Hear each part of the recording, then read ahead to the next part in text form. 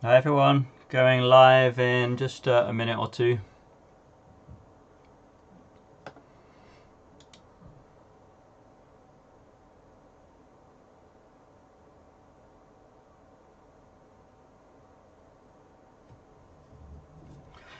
Cool, right.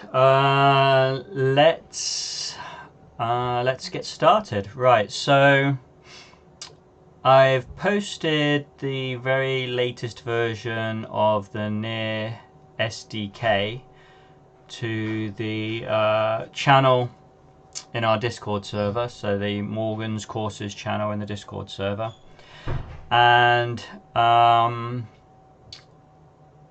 already imported it in here just to speed things up a little bit. But what you'll want to do is just get it and drag and drop it in here, and mine's saying nothing to import because I've already imported it. You may want to, if you followed the last one and the last stream, you may want to just delete the RFG folder and the WebGL templates folder just to be on the safe side. And I would delete near callbacks and near canvas as well. And then just import the package, and what you'll want to do then is come to the prefabs folder and just drag the near callbacks and the near canvas back in again. And you'll see that it's changed a little bit, right? So we just had a text field that kind of showed you some information about the tokens, but I've just added a bit more to this now, so you can see the NFT image and you can click and select one. So let me just take you through that now and show you what that looks like. So if I hit the play button,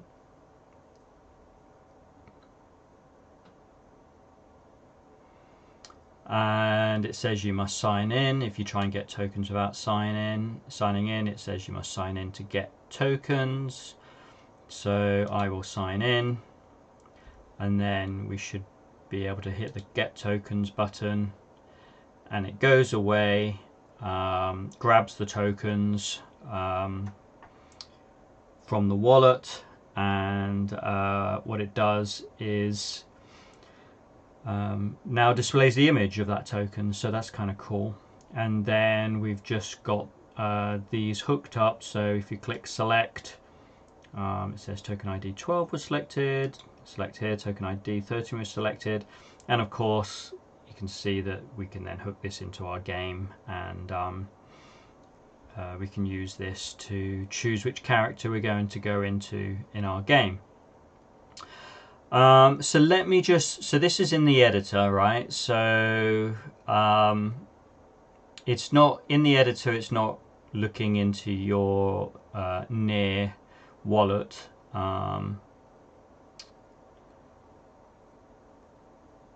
But it is actually pulling these images down from the internet, right? So it's doing part of the job correctly in the editor. But let me just show you when it's deployed what it's doing. So this is one I've just built, and if I click sign in, it actually correctly goes away and wants you to sign into your near wallet. So I'm just going to log into my near wallet. I'm going to log into this hooks.near contract, which I know has some NFTs in it. Well, my wallet has some NFTs from that contract in it. Now it's not going to look pretty. I still need to do some changes to the UI, but you'll just have to bear with me a bit. I'm just going to tidy that up tomorrow, but the functionality is all pretty well in place now. So if I click on get tokens, then you see it's just pulled these tokens from my near wallet and it's displaying them here. Wow, this is impressive. Yeah, that's pretty cool. So like if I go to my near wallet now, you can see that that it's these three tokens that are in my near wallet, and now we're showing them inside a Unity Unity project, right? And you can click on them and choose. So they're tokens, right? Yeah, exactly. PFP token. Sorry? So it's like a PFP token, right? Because to me they look more like POAPs, but you're saying they're like NFTs essentially. Yeah, they are. There's no difference really between these and bog standard NFTs. They follow the same standards and everything. So yeah, they're just essentially NFTs that are being used in a POAP kind of way, which kind of is what POAPs are anyway. Really, they're only NFTs really. So yeah, if this is in the browser, this is pulling from the wallet. It's bringing down the images directly from the internet. These are actually held on IPFS, which is the Interplanetary File System. And I'll show you the code that's doing that, so you've got an idea of that. And like I say, I've got to tidy this a little bit up, put a gap between these and everything, and make it look a bit nicer. But the functionality's there, so that's pretty cool. Oh wow, the foxes. Yeah. So this is. Are they on here? No, they're not. So in the editor, it's faking it a bit, right? So because you can't get from within the editor with the SDK the way it is now, it's just a WebGL SDK, and so it won't work fully inside the editor. So I'm faking a bit of it, right? So I'm faking that I've got 12 and 13 in my near wallet, which I haven't. But it is actually going out and pulling these down from the internet, so it's doing some of the job there. And it's very handy to kind of fake it a bit in the editor, because then at least you can kind of see how it should work when it's deployed, and gives you at least a sense of how things should work. Right, let me take you through some of the code so that you can kind of see what's going on. Which bits are being faked in the editor, which bits are actually working correctly in the editor, and obviously everything works nicely once deployed. So let's see.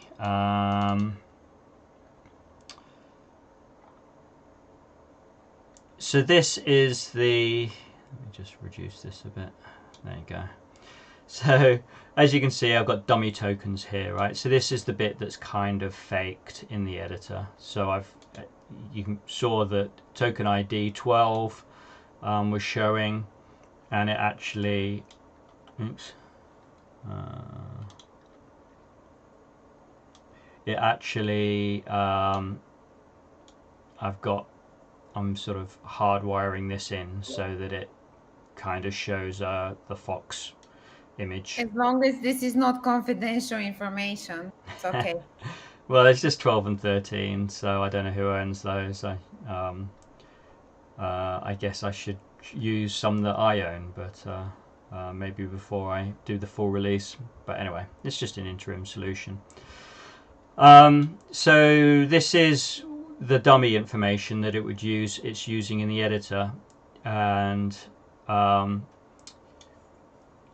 this is what this kind of if not Unity editor is doing, right? So if not Unity editor, it's running all the proper code. It's going out and integrating with the JavaScript SDK how it should once deployed.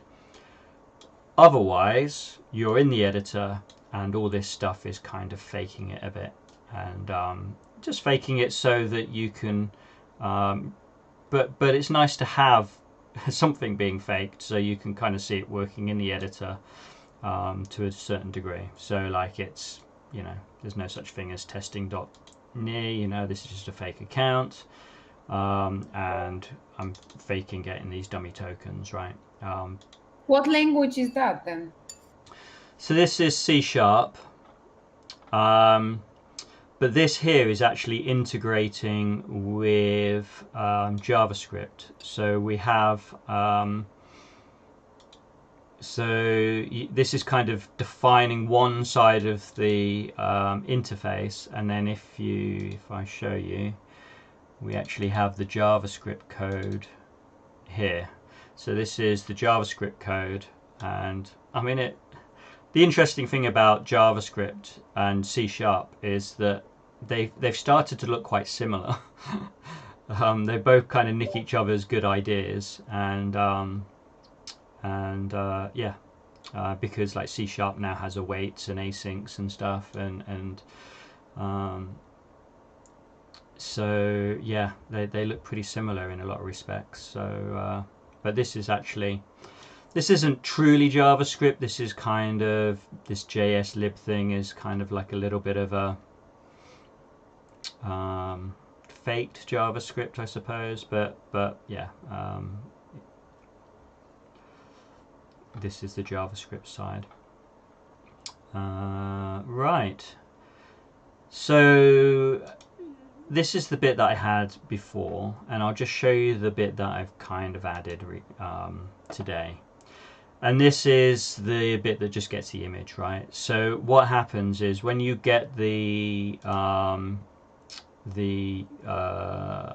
token data from the wallet, as you can see, you get this kind of information back. You get the token ID, pretty handy, obviously, and then you get some metadata that's attached to that, that's associated with that token ID.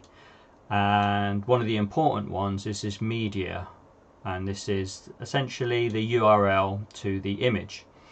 But yeah, it's just a URL, it's not an image itself, so you need some code to go out to the internet and grab that image and bring it in to Unity, and this is what this code does.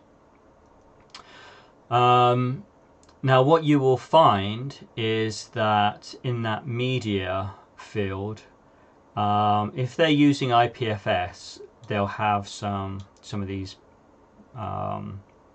forward slashes in, right? And I just look for about 3 in a row, and that's probably enough to kind of tell me, right, this is an image that's on the interplanetary file system. And so I have to swap in, because IPFS is somewhat, there can be many endpoints and for IPFS. They don't tend to build them in. They don't tend to stick them in the media field. They tend to just put some slashes in, or I think with OpenC it's just IPFS : So so for near, I look for this. If I was on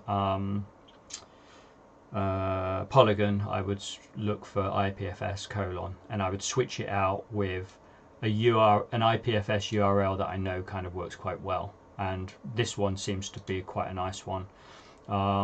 For your own projects, you might actually, for Rogue Fox Guild, we've set up our own IPFS endpoint, and so in our project I actually have a Rogue Fox Guild IPFS point in here, but this Cloudflare one will kind of work across the board, whereas our Rogue Fox Guild one will only really work for our foxes.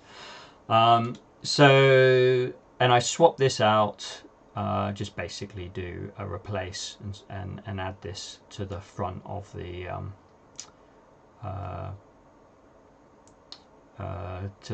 data. And then all I do is I go out onto the web and ask for this, basically pass this Unity web request texture get texture function the URL of the image, and it comes back. Now the only kind of fancy bit here is because I don't really want this class to be a mono behavior, I quite like these sort of statics like this. I didn't want to use a coroutine, so I'm using async awaits, and so there's a little bit of magic going on here, nothing too serious, but I'll just show you that you need this bit of magic here to get the async awaits to work. So that's you know, if you're wondering what this means, it just it enables async awaits to be usable in Unity, and they're nice and handy because it just makes the code a lot tidier. Because if you look at let's have a look. So if I go to my near controller, instead of having to do a coroutine and a yield and all that sort of rubbish, I just do that, just one liner, await, and it won't carry on to the next line until it's got a texture, right? And then it just carries on. So it's quite a nice coding experience, adding async awaits to your code, and so I think that's worthwhile just to have this extension method that kind of enables all that. So that just just makes this a lot tidier, and it seems to work in WebGL fine as well. And this really is what's adding to this grid here. So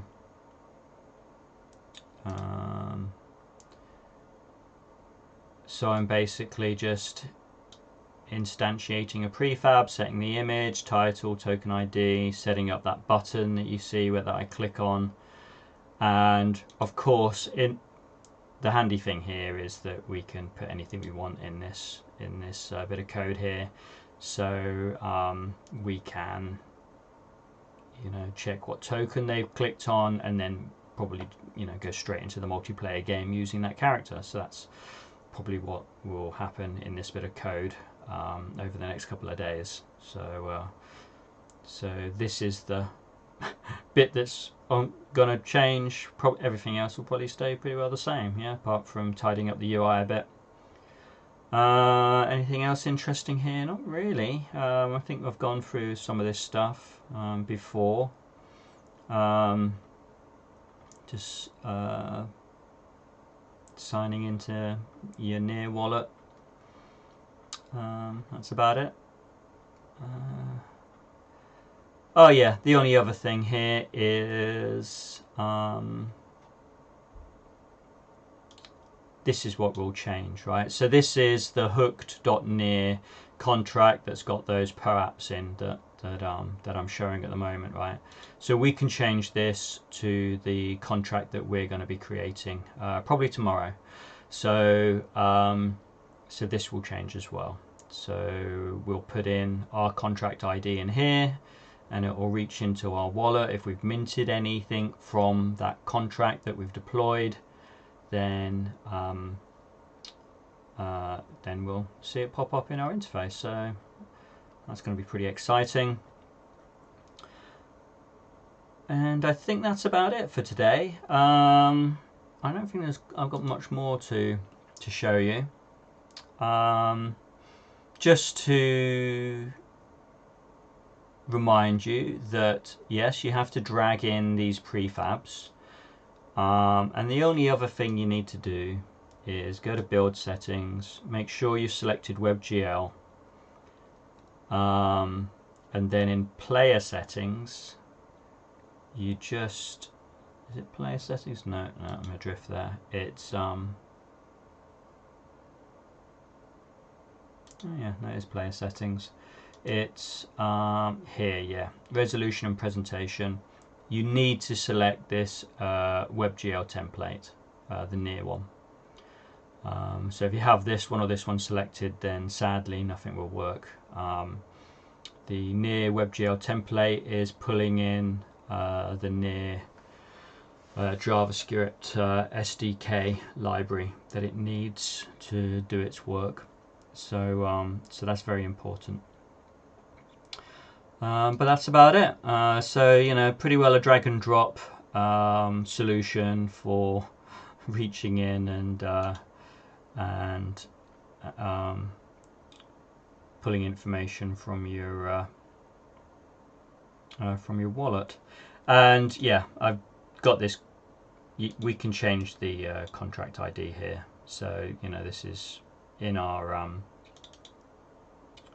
so this is yeah, this is setting up the default. So it defaults to this, but if we override it here, then this will be basically our contract ID. So this is where we would change it here, and hopefully that would be enough to see any NFTs associated with that contract in our wallet. So that's what we'll do tomorrow. So that's going to be pretty cool. So that's about it. What I will do is I will do a little bit more work on this package for tomorrow, and I will drop the latest version into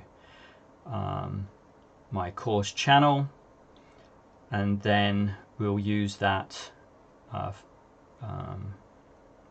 to kick off the video tomorrow, and pretty sure we will be looking at creating our own contract, deploying it. We'll see how far we get. We may even get to the point where we mint something and see it appear in here, but that's quite a lot to do, so we'll see how we get on. Cool. Okay, well, thanks everyone. I hope that was useful, and yeah, looking forward to the next session where we start integrating with our own contract and adding our own NFTs. That'd be kind of cool.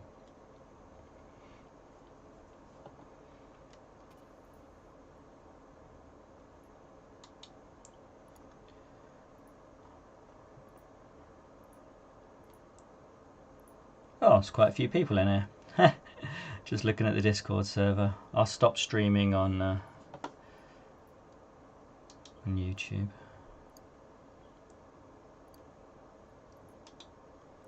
And then answer any questions.